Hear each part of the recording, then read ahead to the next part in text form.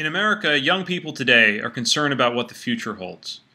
We were raised by children of the 50s and 60s who grew up during an unprecedented wave of optimism and certainty about the future.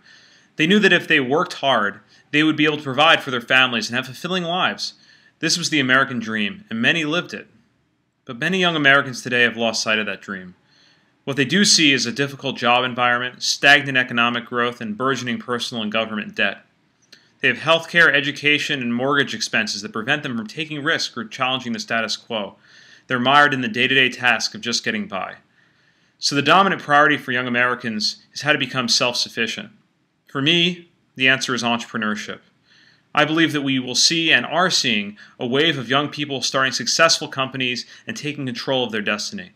Looking back in 50 years, we may see this economic crisis as the crucible from which was born a new, hardened group of young Americans who took it upon themselves to invent the world they wanted to inhabit, and thereby renewed the American dream. I would like to represent my generation at Davos because it's important to me that technology and the people who help bring it to life have their voice heard on the global stage. As a venture capitalist, I spent a significant amount of time with entrepreneurs in their 20s and 30s who were attempting to change the world with technology.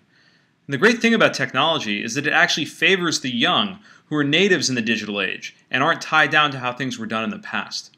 Given the frequent interactions I have with technologists, I believe I would be a great liaison to represent them to Davos and vice versa. My hub is Boston, which is a special city.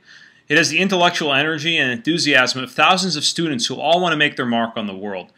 I hope to engage Boston by congregating that audience of students around technology, which I believe not only sets them up for a successful career, but also positively impacts the world. I hope to bring back from Davos a renewed passion to effect change and greater resources and relationships to do so.